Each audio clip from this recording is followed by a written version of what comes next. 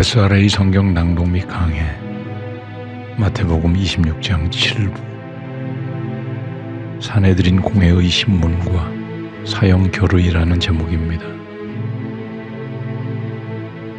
마태복음 26장 57절부터 68절까지 낭독합니다.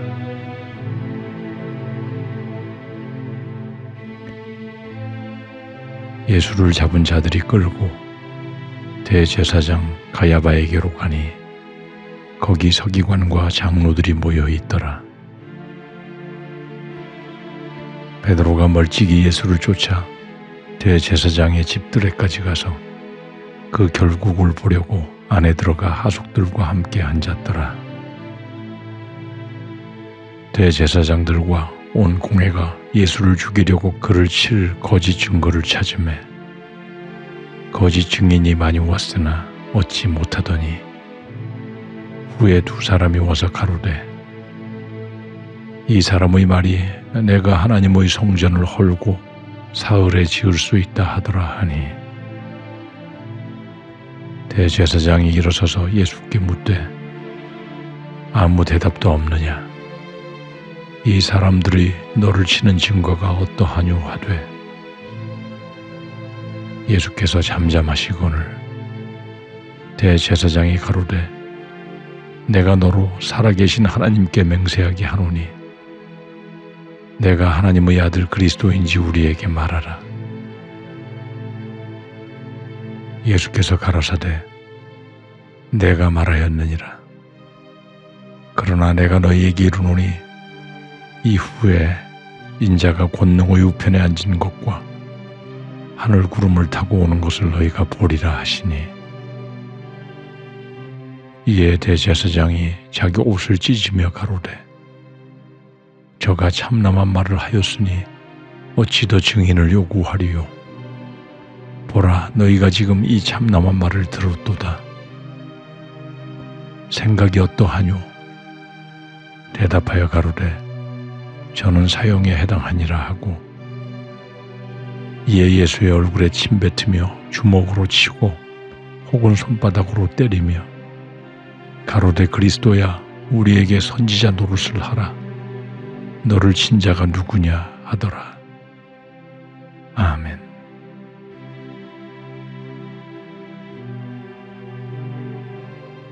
겟세마네에서 가룟 유다의 인도로 대적들에게 잡히신 예수님은 이제 유대인의 최고 의결기관인 사내들인 공회에서 신문을 받으십니다. 57절에서 예수를 잡은 자들이 끌고 대제사장 가야바에게로 가니 거기 서기관과 장로들이 모여 있습니다.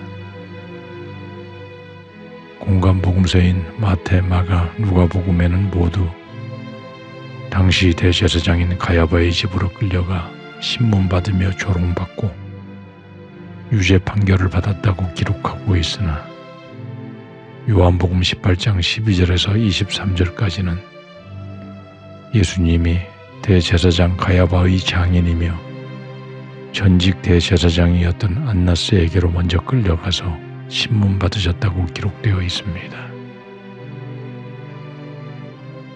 이를 볼 때 대제사장의 장인 안나스가 예수님의 체포와 처형에 더 적극적이었으며 사위인 가야바보다 더 강한 실세였음을 알 수 있으며 안나스에게서 실질적인 신문을 받고 안나스가 예수님을 범죄자로 공식 추인하도록 현직 대제사장인 가야바에게로 보냈던 것입니다.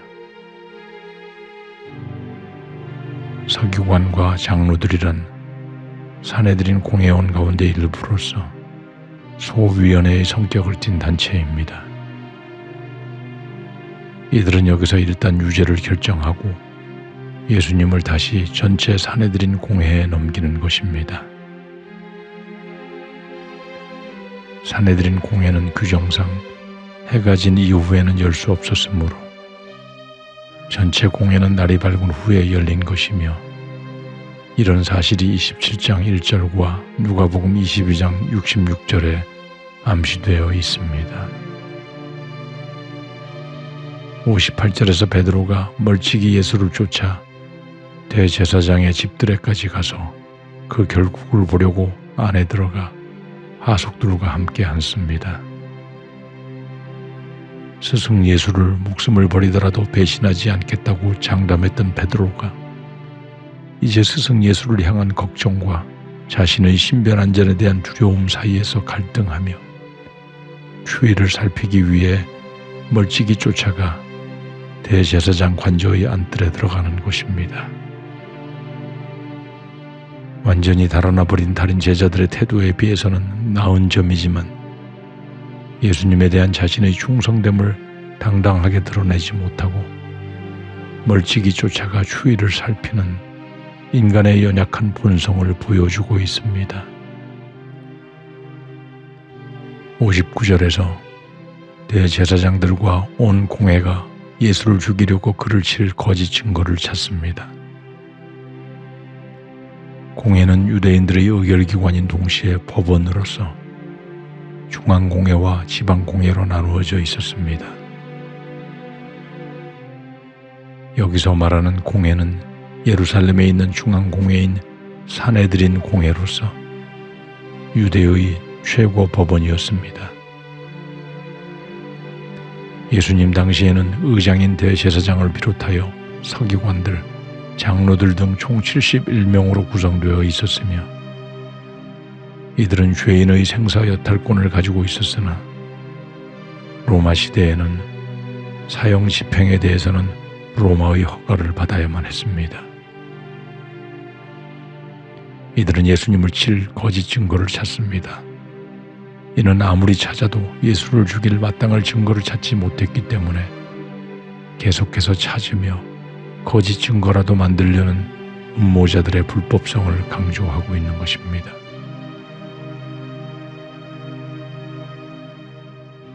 (60절) 61절에서 거짓 증인들이 많이 왔으나 얻지 못하더니 마지막에 두 사람이 와서 이 사람이 하나님의 성전을 헐고 사흘에 지을 수 있다고 하더라고 고발합니다.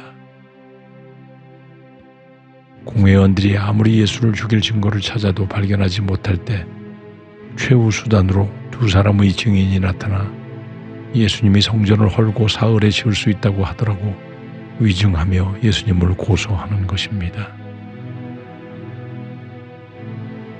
유대인들은 유죄를 확정하기 위해 두 사람 이상의 일치된 증언이 필요했으므로 공회에서는 두 사람을 준비한 것으로 보이며 이들은 예수님께서 요한복음 2장 19절의 너희가 이 성전을 헐라 내가 사흘 동안에 일으키리라 하시고 또 21절에서 성전된 자기 육체를 가리켜 하신 말이라는 뜻의 말씀을 오해하고 일부를 바꾸어 예수님을 성전 모독의 죄로 고발하는 것입니다. 62절에서 대제사장이 일어나 예수께 아무 대답도 없느냐 이 사람들의 너를 치는 증거가 어떠하냐고 묻습니다. 거짓 증인들의 위증에 대해 예수님이 아무런 반증도 하지 않으시니 대제사장 자신이 직접 일어나 신문하지만 그가 예수님께 소명의 기회를 주거나 변호하는 것이 아니라 단지 예수님을 사형시키기에 적합한 죄목을 찾고 있을 뿐이었던 것입니다. 63절에서 예수님이 잠잠하시니 대제사장이 내가 너로 살아계신 하나님께 맹세하게 하노니 내가 하나님의 아들 그리스도인지 우리에게 말하라고 합니다. 본절의 시작은 그러나 라는 접속사가 사용되었으나 번역에서는 누락되어 있습니다.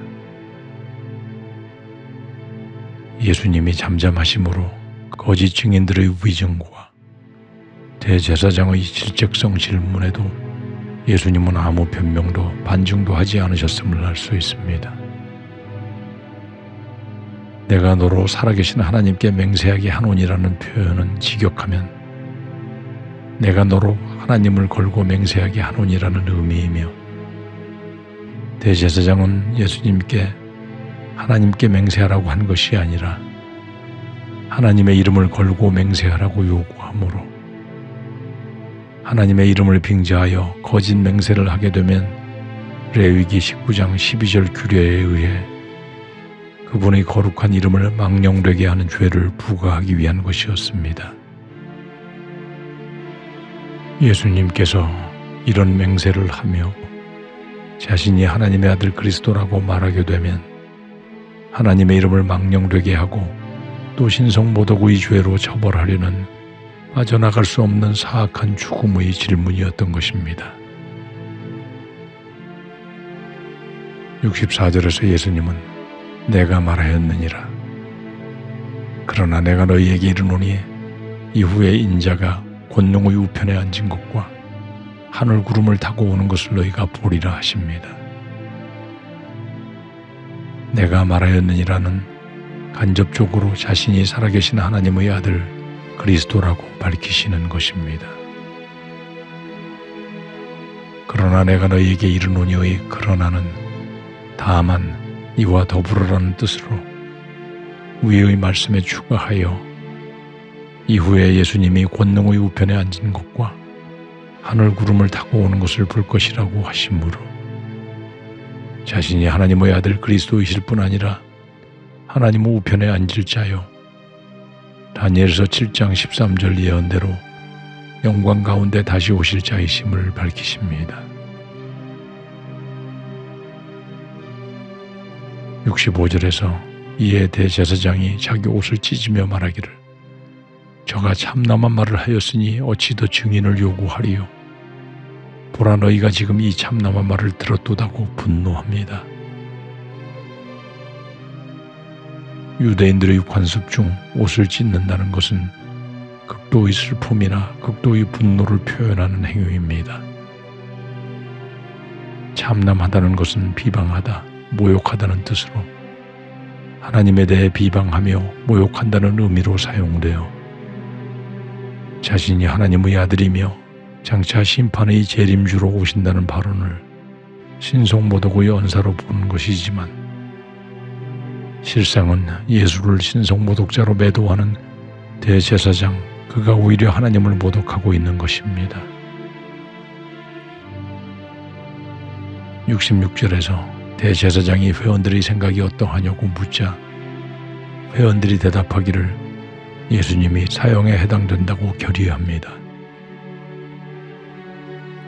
이미 예수님을 신성모독죄로 정죄하고 난 이후 요식행위로 공회원들의 생각을 물으며 사형에 해당된다는 공론으로 결정하는 것입니다.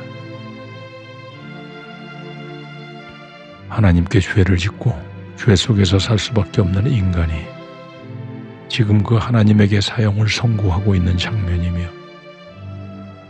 죄로 죽을 수밖에 없는 자신들의 처지와 형편을 전혀 알지 못하는 영적 무지함의 극치를 보이는 것입니다.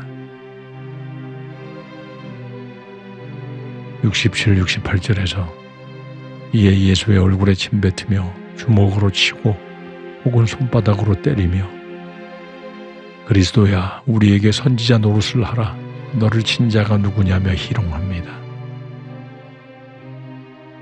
예수님께 유죄 판결이 내려지자마자 온갖 모욕과 수치가 예수님께 가해지는 것입니다. 손바닥으로 때린다는 원뜻은 막대기로 치다는 뜻으로 손바닥과 몽둥이로 때리는 모욕적이고 경멸적인 심한 고통을 주었음을 짐작할 수 있습니다.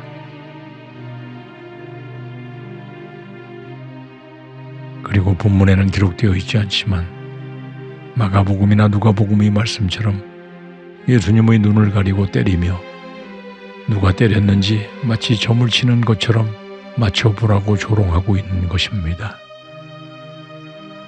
수많은 예수님의 신성과 신적 능력을 듣고 보았어도 이미 사탄에 의해 지배된 사람들은 예수님을 전혀 신적 능력을 소유하지 않은 평범한 범죄자로 취급하며 조롱하고 있는 것입니다.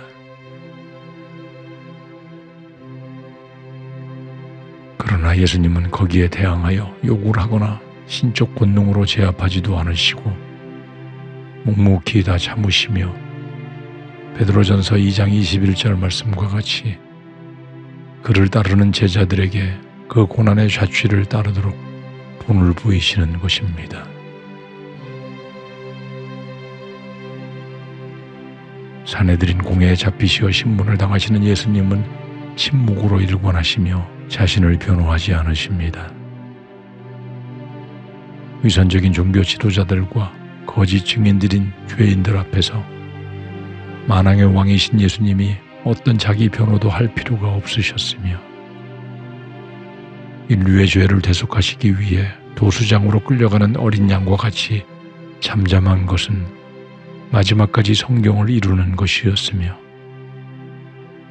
또한 선지자 노릇을 하라는 그들의 조롱에도 참 선지자이신 예수님께서 그들에게 진리를 전할 가치가 없었으므로 예수님은 모든 신문과 조롱을 견디시며 침묵하셨습니다.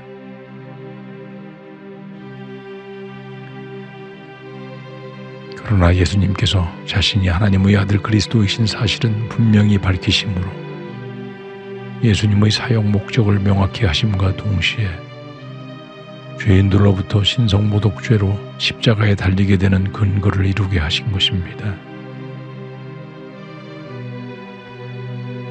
우리 모두는 예수님이 고난에는 침묵하더라도 자신의 신분 분명히 하신 것처럼 고난 속에서도 예수 믿는 성도들로서의 신분을 분명히 하여 익명의 그리스도인이 되어서는 안 될 것이며 예수님께 멀찍이 떨어지는 자가 아니라 예수님과 가까이 동행하는 성도들이 되어 예수님의 본을 따라 그 자취를 따라가 현세에서도 그분의 은혜와 자비를 얻으며 내세에서도 심판주이신 예수님과 함께 심판의 자리에 설 수 있는 축복받는 모두가 되어야 할 것입니다.